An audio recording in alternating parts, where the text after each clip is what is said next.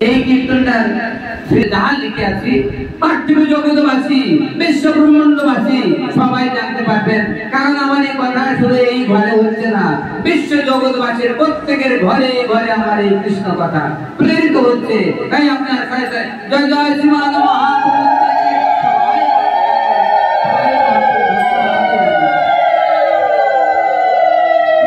জয় জয় পিতৃদেবা সিদ্ধেন্দ্রনাথ হয়ে জয় জয় পিতৃদেব সিদ্ধেন্দ্রনাথ হয় প্রথমে দণ্ডবাদ করি চরণে তাহায় প্রথমে দণ্ডবাদ করি চরণে তাহায় জয় জয় মাতা মোর শ্রী বিমলা দেবী আর তাহার চরণে করি অসংখ্য প্রণতি। পিতা মোর মহাজন ভাগবত তত্ত্ববিদ আর মাতা মোর মহাদেবী ভক্তিতে প্রবীণ। আমার মাতা মহাদেবী ভক্তিতে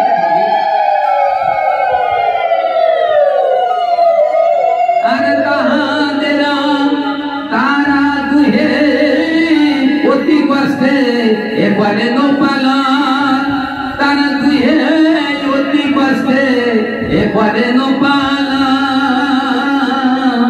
সেই ঋণ কেমন এ হইবে সাধন আর সেই ঋণ কেমন হইবে সাধন। আমরা কেউই আমাদের পিতামাতার ঋণ আমরা কেউই শোধ করতে পারি না। আমি একটা ব্যবস্থা আপনাদের কাছে বলবো, পিতামাতার ঋণ যদি শোধ করা না যায় তাহলে ভগবান চরণ আমরা দিতে পারি না। তাই শোধের একটা ব্যবস্থা আমার লেখা কীর্তনের মধ্যে আলোচনা করা আছে। তাই যাহা পিতামাতার কাছে আমরা সেই ঋণে আছি, সেই ঋণের শোধের কি উপায়? তারা দুই অতি কষ্টে করে নোপালান আর সেই ঋণ কেমন হইবে শোধন। প্রত্যেকের পুত্র কন্যা হয়, একেবারে হয়ে একেবারে জীবন পেয়ে একবার বড় হয়ে যায়।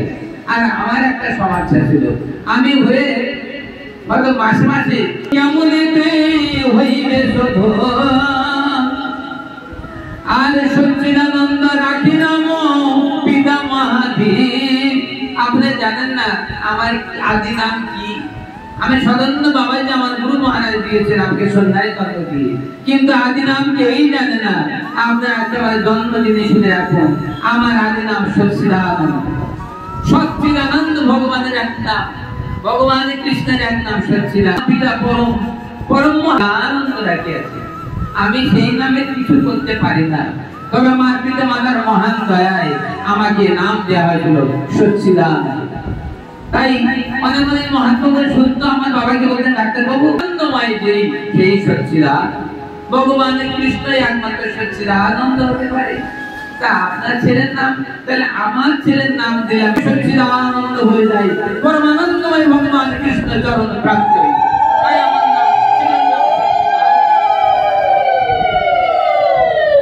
অনেকে পুত্র কন্যার নাম ভগবানের নামে সেই কেন রাখে?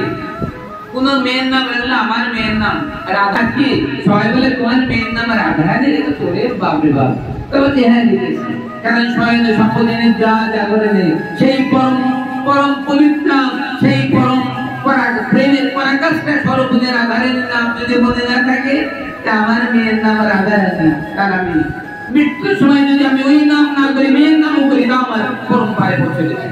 কারণ মৃত্যুর সময় যা গতি তা গতি।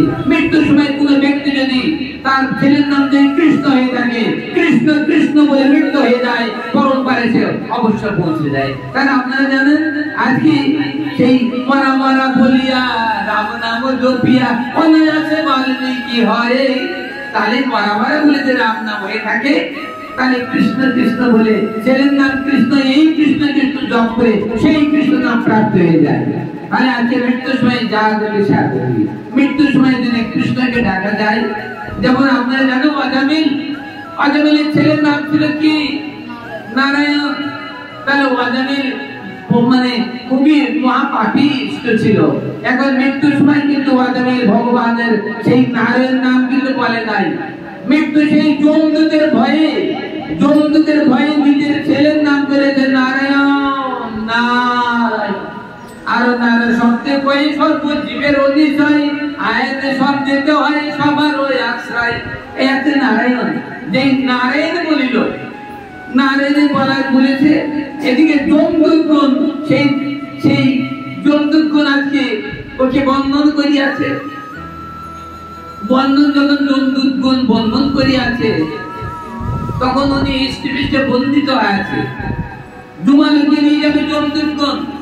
একদিন সময় নারায়ণ যখন আজামিল বলল, তখন সেই বিষ্ণুদূত পুষ্পরাতে হাজির হলেন।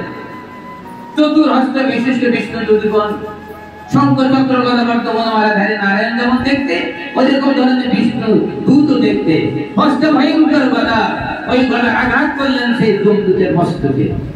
আর পাপিষ্ঠ যমদূত আমার প্রভু নাম উচ্চারণ করে আজামিল, একে তোরা বন্দী করেছিস, তোদের কোনো হিসাব আছে, জ্ঞান আছে তোদের? পরম ভগবান সেই নারায়ণের নাম করেছে যে আজামিল। কিসের পাপ? ওরা বলছে না মহাপাপী চিত্রগুপ্ত, যার পাপ লিখে শেষ করতে পারছে না, এই পাপীকে নরককুণ্ডে আমরা দেওয়ার জন্য নিয়ে যাবো। তাই সেই বলাঘাত করে বললেন, তা পাপিষ্ঠ তোরা জানি যে প্রভু নাম একবারে কৃষ্ণ নামে যত পাপ করে, ওরে পাপকের সাধ্য নাই তত পাপ করে। এই অজমের সারা জীবন যে পাপ করেছে সেটাকে মেনে নিয়েছি, কিন্তু মৃত্যু শয্যায় আছে নারায়ণ বলিয়াছে। আরে ভগবান বিষ্ণুর নাম উচ্চারণ করার সাথে সাথে সারা জীবনে জন্ম জন্মান্তরে পাপ মুক্ত হয়েছে, বিষ্ণু লোক গমন করিবে। আর সারা জীবনে পাপ থেকে মুক্ত হয়ে গেল। সারা জীবন ধরে আপনারা যে পাপ করবেন, একবার যদি কৃষ্ণ নাম করতে পারেন, তবে সর্বজীবনের পাপ থেকে মুক্ত হইবে। তাহলে আজকে সৎগুরুচরণ আশ্রয় করিবে, তবেই নাম করিবে। যদি গুরুচরণ আশ্রয় না করে বাড়ি থেকে বাড়ি কৃষ্ণ গাওয়া হয়, কোনো ফল প্রসাদ করে না। তার কারণ আশ্রয় করিয়া ভজে তারি কৃষ্ণ নাই যাতে, আর সব মরেও কেন? আশ্রয় করিয়া ভজন করিতে হইবে, গুরুচরণ আশ্রয় করবে, এইবার ভজন। যদি আপনার স্কুলে যেতে হয়, তাহলে স্কুলের একটা রেজিস্টার আছে না, ওই রেজিস্টারের নাম উঠাই দিতে হয় না, পিতামাতারা রেজিস্টারের নাম উঠাই দেয়। আমার পুত্রের নাম, আমার কন্যার নাম নেই, এত বয়স এত কি, বাবার নামে বাড়ি ওই জায়গায়, ইত্যাদি ইত্যাদি বলতে হয় না। তাই মাস্টার তখন লিখে নেন না। এই যে সিরিয়াল মুক্ত হবেন, এইবার ওই ছেলে বৃত্তি দেবে, ওই ছেলে টাকা পয়সা পাবে, ওই ছেলে মানে ড্রেসপত্র পাবে, ওই ছেলে খাদ্য পাইবে। কেন? কারণ সিরিয়ালে ওর নাম দেওয়া আছে। যদি আপনি সিরিয়ালভুক্ত না হন, তাহলে ওই ছেলে যা পাবে, আপনার ছেলের জন্য সিরিয়াল করা হয় নাই, তাহলে আপনার ছেলে কি বাড়ি বসে পাবে? যার সিরিয়ালভুক্ত নয় সে কি কোনো কিছু সরকারি সম্পদ পাবে না। তাই এই জন্য ভগবানের সিরিয়ালভুক্ত হতে হবে, সেই গুরুচরণ সিরিয়াল দিতে হবে। তাই গুরুদেবের কৃপায় ভগবান চরণ লাভ। তাই আশ্রয় করিয়া ভজে তারে কিছু নাই যাচ্ছে, আর সব মরে আপনার। তাহলে আজকে সেই অজামি আজকে নারায়ণের নাম করার সঙ্গে সঙ্গে বিষ্ণুদূতা থেকে নারায়ণ লোকে নিয়ে গেলেন। এখন যমদূতগণ কষ্ট পেয়ে যমরাজের কাছে ফিরে বলে, হে মহারাজ, আপনার চাইলে আর আমরা করবো না। বললে দূতগণ, তোমাদের কি ক্ষত বিক্ষত, তোমাদের দেহটা আলু খালু কেন? আজকে তোমরা ক্রন্দন যুক্ত, তোমাদের বদন তোমাদের ঘেমে গিয়েছে কেন?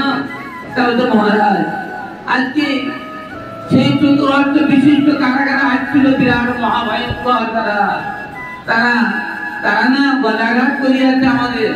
আমরা ওই অজামিলকে বেঁধেছিলাম আপনার কাছে আনার জন্য।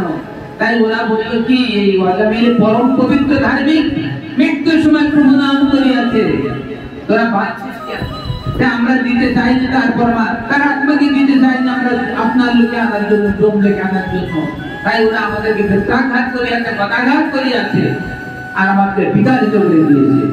তা বলছে, আরে দুর্গণ, তোরা জানিস না আমার প্রভু সেই নারায়ণ, সেই নারায়ণের নাম করিয়াছে অজামিল, যার ফলে সারা জীবনের পাপ তার স্খলন হয়ে গিয়েছে।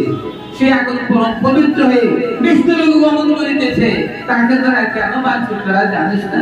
আজ থেকে শুনে রাখ, আমার বন্ধুগণ, যার অঙ্গে তিলকমালার যার অঙ্গে দেখিবে, তিলকমালা টিকে যাবে সেই অঙ্গে দেখিবে, দূর হইতে দণ্ডবত প্রণতি করিবে। যে দূর মারা যায় তিলকমালা টিকে আছে, বৈষ্ণব বেশ যে দেখবে দূর হইতে দণ্ডবাদ করে পলায়ন করবে, তার আত্মা নিতে যাবে না, সে আত্মা বিষ্ণু লোক গোলক ধামে যেতে পারে, তারা দণ্ডবাদ করবে। আর যার মুখের সাথে সর্বক্ষণ নাম হতে থাকে, এই ব্যক্তি হঠাৎ যদি মারা যায়, ওর পাশে যাবে না, ও পরম পবিত্র ভগবানের ধার্মিক, ওর কাছে যেন যাবে না। যার মুখ দেখি মনে আইসে কৃষ্ণ নাম, আর সেই জন্য যেন তুমি বৈষ্ণব প্রধান। আর যার মুখে ভাই এই হরি কথা নাই, তার কাছে যেন যেও না। আর সেই জনের গতি ভাই নরকেতে যায়, সেই জন্য যাই রক্ত আছে সেই জনের দুয়ারে। যেই জন্য অদীক্ষিত তিলকমালা চন্দন নাই তার অঙ্গে, এবং ভগবানের সাধন করে না, এই দেবতার শ্মশান সম, অদীক্ষিত ব্যক্তির হস্তের জল মূত্র সম, এবং তাদের অন্ন অন্ন অন্ন অধপতনের অন্ন, সেই অন্ন আহার করিলে তারও গতি হয় না। তাই বলে এখানে সংসার মাঝে আশ্রয় করিয়া ভজে তারে কিছু নাই লাগে, আর সব মারা করবো। তাই আমরা গুরুচরণ আশ্রয় সব ভদ্রে করিব। এই দুর্লভ মনুষ্য জন্ম শব্দ সঙ্গে ওরে করা ওই ভব সিন্ধুরে, এই দুর্লভ মনুষ্য আমরা আসি লক্ষ্য যদি করিয়া ভ্রমণ, ওরে আশা দেওয়া দিবে হলো আকারা। আমি আমার লেখা কীর্তনে অনেক কিছু দিয়েছি, একশো কীর্তন প্রণয়ন করা হয়েছে, আমার জীবনের অনেক কীর্তন প্রণয়ন করার ইচ্ছা আছে। আমি যতকাল বাঁচি তার মধ্যে অনেক কীর্তন আসতে পারে। আমি একশো কীর্তন আপনাদের কাছে কম্পিউটার করে সেই সদন বাবাজি মহারাজ স্বরচিত কীর্তনাবলী গ্রন্থের খণ্ডন শুধু একটা কীর্তন হইবে, সেটা একশো কীর্তন আমার ছেলে মেয়েরা নিতে চাচ্ছে। আমি খুব তাড়াতাড়ি একশো কীর্তন কম্পিউটার করে তাদের কাছে নথি করে পাঠিয়ে দেবো। এই একশো কীর্তন হতে থাকুক। আমার সমস্ত গীতখানা আগে আসবে জগতে, তারপরে আমার লেখা কীর্তনাবলী, তারপরে শ্রী রাধিকানা লীলামৃত, তারপরে সাধন রত্নাবলী, তারপরে মানে সেই বৈষ্ণব তত্ত্ব, গুরু তত্ত্ব, রাধা তত্ত্ব, কৃষ্ণ তত্ত্ব, গৌর তত্ত্ব, তত্ত্ব বিষয়ের বক্তব্য পরে আসবে। তাহলে আমার সদা সর্বক্ষণ আমাকে লাট থাকতে হচ্ছে, লিখতে হচ্ছে, প্রতি মুহূর্তে আমাকে কাজে লাগাতে হচ্ছে। রাত্রে দুটো বাজে ঘুরে জীব কখনো নতুন জীবন আসছে না। আমাদের জন্ম হলেই মৃত্যুর দিন আসছে, জন্ম হলে ধীরে ধীরে মৃত্যু আসছে। এই চিন্তা আমাদের সবাইকে করিতে হইবে। মৃত্যু আমাদের সম্মুখে ভয়ঙ্কর আছে, এই চিন্তা আমাদের কিন্তু সদা সর্বক্ষণ করিয়াই কর্ম করিতে হইবে। তবে আমরা খারাপ কাজ করবো না। মৃত্যুর কথা চিন্তা করিলে আমরা সবসময় ভালো কাজ দিব। এবার আপনার শ্রবণ করুন। আর সচ্চিদানন্দ রাখে নাম পিতা মহাধীর, আর মাতা মোরে স্নেহ করে আর তুলনাবিহীন। আমার মাতা কত স্নেহ করেন, তার তুলনাবিহীন। আর তাদের জীবন কথা কি কহিব, আর ভক্তি তত্ত্ব সাধন তত্ত্বের আর নাই কোনো দোষ। ভক্তি তত্ত্ব সাধন তত্ত্বের আমার পিতা পরম পবিত্র পণ্ডিত এবং শাস্ত্রবিদ এবং ভাগবত পাঠক। আমার পিতার একটা কথার উত্তর কেউ দিতে পারে না। জীবন কথা কি কহিব, আর ভক্তি তত্ত্ব সাধন তত্ত্বের নাই কোনো দোষ। আমাদের বাড়িতে 12 মাসে না গুণের প্রতি কত না বাখানি, আর কি দেব জীব আমি তাদের উদারা, আর মোর জীবন ধন্য করা ও পিতা মহারা। কেমন সে জীব মা পিতার চরণ দুখানি, কেমন সে জীব পিতার চরণ দুখানি। আর অন্নদান শিক্ষা দান করিলা আপনি, অন্নদান শিক্ষা দান করিলা আপনি। আমাদের পিতা কত কষ্ট করে আয় করে আমাদের খাইয়েছে, অন্নদান করিয়াছে, শিক্ষা দান করিয়াছে, আমাদের ধর্ম দান করিয়াছেন। তাই আমি পিতার মহিমা আমরা কেউ বুঝতে পারি না। আর দিলে দিলে বড় করি দিলে তো আমারে, মন প্রতি ধম দিতে আর তব নাম জপে, মন যাবে এ দিন সংসারে রইল আর এই তো প্রমাণ পিতা মাতা সমগুরু নয় তো তুলন পিতা মাতা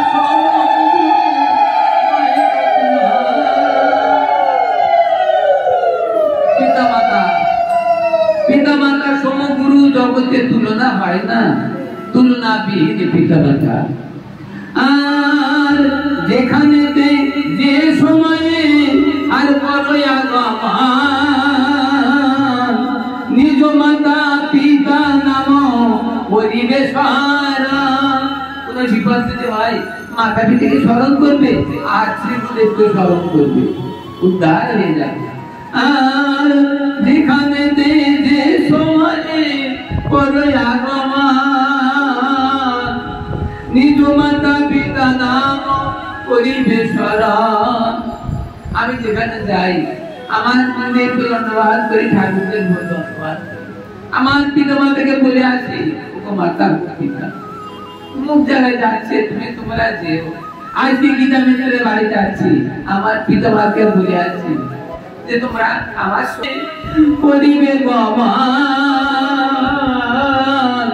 নিজ মাতা পিতা নাম পরিবেশ সদানন্দ কি বলিবে মাতা পিতার গুণ সদানন্দ কি বলিবে মাতা পিতার গুণ ভক্তিহীন প্রেমহীন আমি যে নবীন ভক্তিহীন